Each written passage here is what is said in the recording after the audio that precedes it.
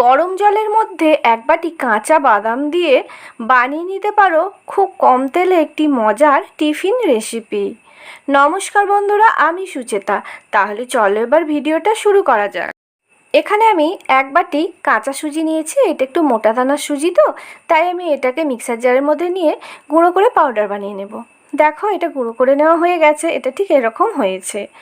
এবার আমি একটা কড়াইতে কিছুটা পরিমাণে জল গরম করতে দিয়ে দিচ্ছি। জলটা যখন গরম হয়ে যাবে তখন এর মধ্যে এক বাটি কাঁচা বাদাম নিয়ে নিচ্ছি, আর একটা মাঝারি সাইজের টমেটো 4 টুকরো করে আর 2টো শুকনো লঙ্কা এর মধ্যে দিয়ে দিলাম। দিয়ে এটাকে ঢাকা দিয়ে আমি 10 মিনিটের জন্য সিদ্ধ হতে দেব।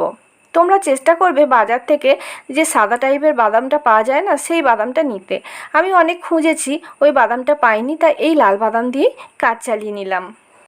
10 মিনিট পর আমি ফিরে এলাম। দেখো, সব জিনিসগুলোই সুন্দরভাবে সিদ্ধ হয়ে গেছে। টমেটো আর লঙ্কাটা প্রথমে আমি তুলে নিলাম, আর বাদামটা দেখো, যে জলটা দিয়েছিলাম জলের কালারটা পুরো চেঞ্জ হয়ে গেছে। এই জলটা আর কোনো কাজেই লাগবে না, যার জন্য আমি বলেছিলাম সাদা টাইপের বাদামটা যদি তোমরা নাও, ওই জলটা কিন্তু এই বাদাম পেস্ট করতে কাজে লেগে যাবে। এরপরেও বাদামটাকে আমি আর একবার নর্মাল জলের মধ্যে ধুয়ে নিয়েছি, তারপর জলটা ছেঁকে মিক্সার জারের মধ্যে নিয়ে নিচ্ছি। এবার অল্প একটু জল দিয়ে আমি এই বাদামগুলোকে পেস্ট করে নেব, আর প্রয়োজন মতো জল এখানে আমি অ্যাড করব।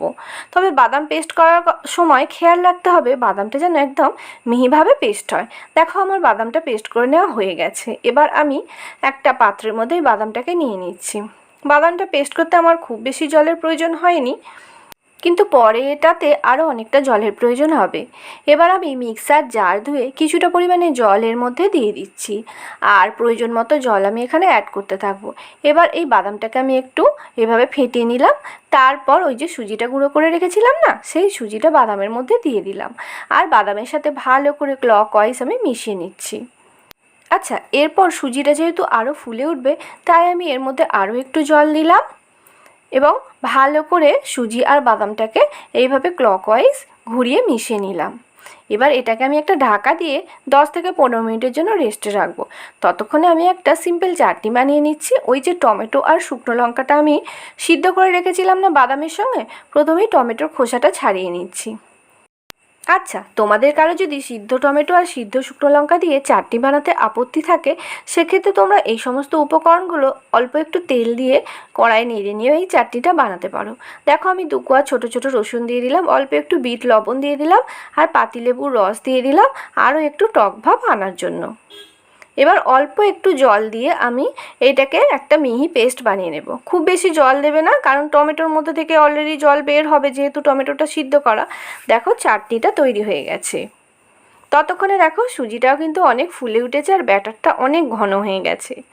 আচ্ছা, এবার এর মধ্যে আমি আরও কয়েকটা উপকরণ অ্যাড করব, তাতে টেস্টটাকে আরও বাড়িয়ে তোলার জন্য। স্বাদ অনুসারে লবণ দিয়ে দিচ্ছি, ঝালের জন্য অল্প একটু চিলি ফ্লেক্স দিয়ে দিচ্ছি, আর কয়েকটা কারি পাতা আমি ছোটো ছোটো টুকরো করে দিয়ে দিচ্ছি। এখানে তোমরা কাঁচা লঙ্কা কুচি, পেঁয়াজ কুচি এগুলোও দিতে পারো, কিন্তু আমার বাচ্চারা কাঁচা লঙ্কা পেঁয়াজটা খুব একটা পছন্দ করে না, তাই আমি এখানে দিলাম না। অল্প একটু চিলি ফ্লেক্স দিলাম।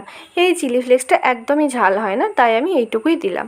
এবার সমস্ত উপকরণগুলো খুব ভালো করে মিশিয়ে নিতে হবে, আর ব্যাটারটাকে ক্লকওয়াইজ ভালো করে ঘুরিয়ে ঘুরিয়ে এইভাবে ফেটিয়ে নিতে হবে। দেখো, ব্যাটারটা বেশ ঘন ঘন মনে হচ্ছে, তাই আমি এর মধ্যে আরও একটু জল দেব, কারণ এত ঘন ব্যাটার দিয়ে ওই টিফিনটা বানাতে খুবই অসুবিধা হবে।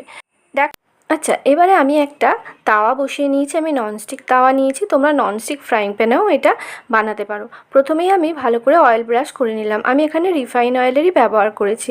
এবার চামচ করে কিছুটা পরিমাণে ব্যাটার নিয়ে এইভাবে যেমন করে আমরা ধোসা বানাই সেভাবে কিছুটা ঘুরিয়ে ঘুরিয়ে গোল করে নিতে হবে। তবে ধোসার মতো অতটা পাতলা করে ঘোরানোর দরকার নেই, একটু মোটা রাখলেও কোনো অসুবিধা নেই, কারণ এই টিফিনটা খুবই নরম টাইপের হয়, তো তার জন্য বেশি পাতলা করে ফেললে আবার উল্টাতে বা তোলার সময় খুব অসুবিধা হয়ে যাবে। এক পিঠ লাল কালার চলে এলে আমি উল্টে দিলাম। এবার আবার একটু অয়েল ব্রাশ করে নিয়ে 2 পিঠই একটু কড়া করে সময় ধরে হালকা লাল লাল করে তুলে নিলাম। আর তোলার সময় খুবই সাবধানে তুলতে হবে, কারণ এটা খুবই নরম আর এটা ভেঙে যাওয়ার সম্ভাবনা থেকে যায়। আমি একটা তোমাদেরকে বড় করে টিফিন বানিয়ে দেখালাম। এবার ওই একই টিফিন ছোট ছোট করে তোমরা বানিয়ে নিতে পারো। তার জন্য এবারে অল্প অল্প করে ব্যাটার আমি নিয়ে নিলাম, ওই একইভাবে অয়েল ব্রাশ করে নিচ্ছি, নিয়ে একদিক টেনে উঠলে অপর পিঠ ভেজে নেওয়ার জন্য আমি উল্টে দিচ্ছি।